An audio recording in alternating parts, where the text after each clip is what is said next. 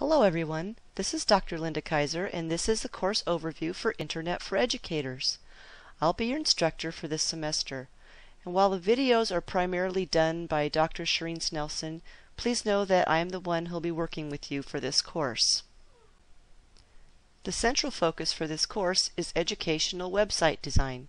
Everything weaves into this big idea. We'll be using Dreamweaver, which allows us to create the code. Fireworks is an image editing program, and Device Central is an application that will allow us to view the pages as they can be viewed from a device. If you have purchased the required software for the course, then you have all of these pieces of software. We'll be working with XHTML and CSS in this course. XHTML is almost the same thing as HTML. The rules are just a bit stricter with XHTML. We'll be working with design principles such as aesthetics. How do we make a nice looking web page? It really matters because this is your work out there on the web and it needs to look good. It represents you. Digital learning materials. We'll be creating several projects this semester as instructional web pages. And we'll work with accessibility. What does that mean and how do we create accessible web pages?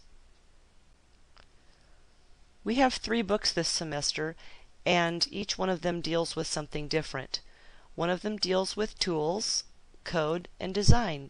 Each of these books focuses on the big areas that we'll cover in this course. The web is an evolving place, as you may already know. Back in the 90s, we had the original web, we call Web 1.0 now, and it was primarily access and read, which was great at the time. When it first came out, you could access all this great information and read it.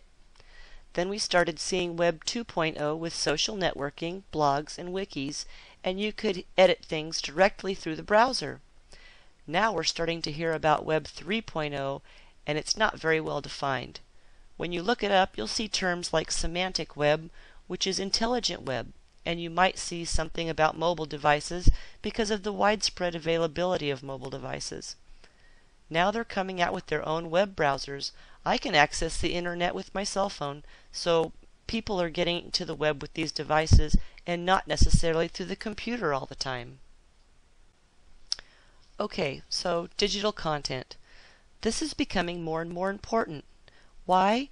Because we're seeing things like laptop initiatives where schools are starting to move in favor of laptops and digital content.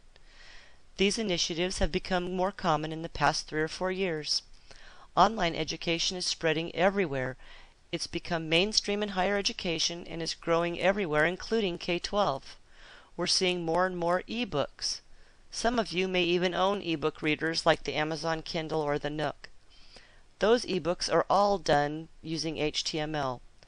And also, as I just mentioned, cell phones now have web access, so learning how to create digital content yourself is going to be a really nice skill to have.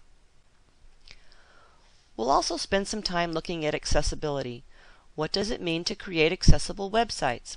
What is an accessible website? As part of this, the related standards are Section 508 of the Disabilities Act and WCAG, or the Web Content Accessibility Guidelines from the World Wide Web Consortium. We'll look at those as we go through this semester and learn how to make these websites so that people with different disabilities, primarily visual impairments, how do they get to the content? A lot of this is done through CSS. Just separating the formatting from the structure really does a lot. Accessible HTML features are things we can do like adding text tags for images, summaries for tables. These are just the little things we can add that increase the accessibility of a web page quite a bit. Dreamweaver also has some accessibility tools that we'll use, and the Fangs extension for Firefox browser. This emulates a screen reader in text form, and I'm sure you'll find it pretty interesting to use. There are also online evaluation tools that you can use by pasting a link in, and it will test your pages, and if there are problems, it'll tell you what they are.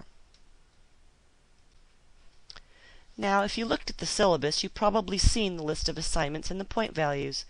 This is the entire list of the assignments. They're all here. This is a project-based class, and all of the code we'll learn and the Dreamweaver skills you'll learn are all contextualized in these projects. You'll learn to integrate multiple skills at the same time, and this makes the projects more relevant and meaningful to you personally. So we'll be working with the tools, the code, and the design in all of the projects. And you'll also be creating digital content. If you look at this assignment list starting with item 4 and working through the end, every one of these is a piece of instructional content that you'll create as you work through this course.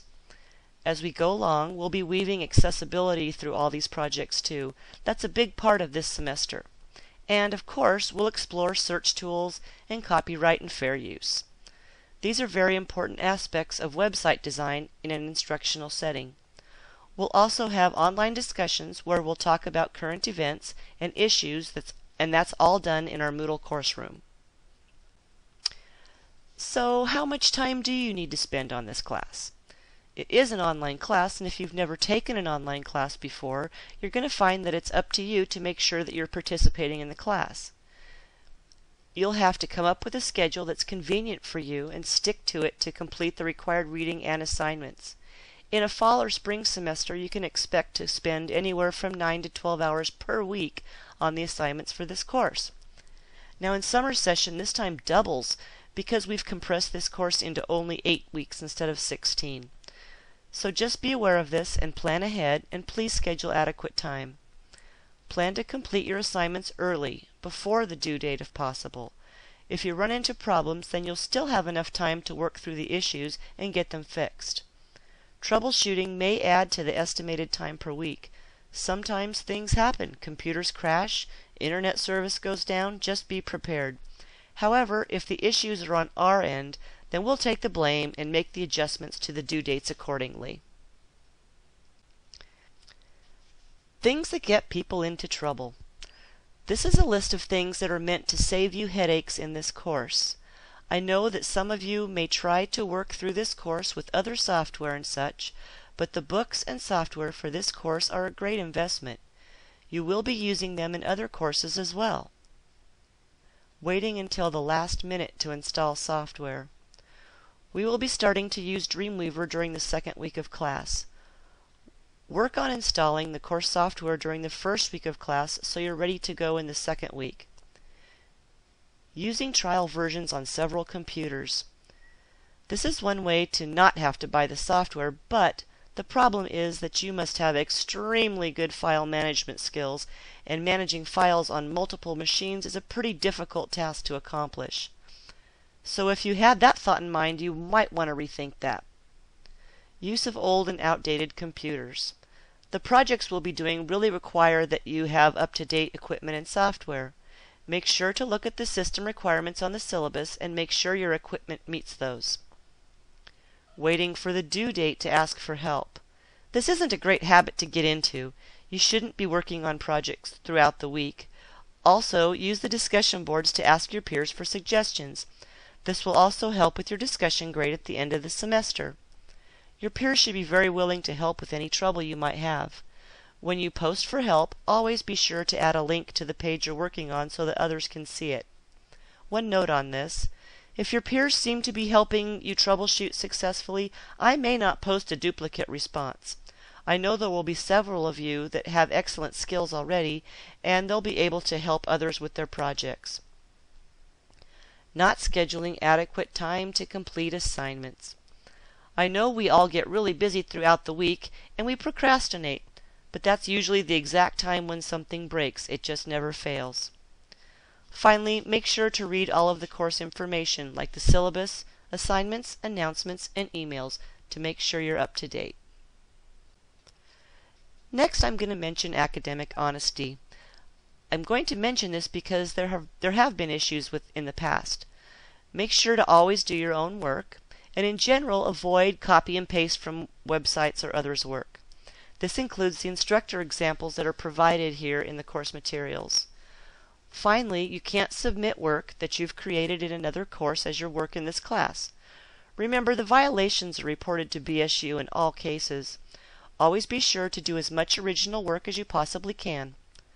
There are some exceptions where we'll go into the free CSS sites and copy and paste their code, but we always give the authors credit for their work by citing them on the web page. The late work policy is also in the syllabus. In general, I strongly encourage you all to turn in your projects on time. I'm fairly flexible within a day or two of due dates, but longer than that I usually won't accept the assignment. Everyone can have one emergency pass in case of extreme emergency. However, if you're going to be late in submitting assignments, please send me an email explaining the problem, and I'm usually willing to work with you, but please try not to make it a habit. Finally, I know it's usually easier to submit your projects during the weekend right before the due date. However, if you feel you're going to want feedback from me on an assignment in the discussion board, then you should submit your work as early as possible and well in advance of the due date. You'll also have a better chance of getting feedback from your peers that way.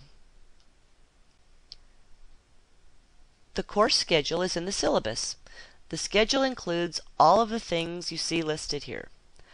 There might be minor changes as we progress through the course, but in general, everything should be correct as you see it. I won't be opening assignments in advance, but at least you have the reading list, and you can do that ahead of time if you want to. Assignment details are posted in Moodle every week. I'll make the new assignments available on Monday mornings for the week. I'll also keep the past week's materials open and available, since many of the videos you watch will be something you'll probably want to review at some point. Well, that's about it for this presentation. I hope you enjoy this course and learn some new things. Many people have done very well in this course, and I expect you will not be any exception to this. It may seem a bit overwhelming to some of you at first if this is new territory, but just get in there and experiment and create. I'm looking forward to seeing all of the creative projects you come up with. See you in class!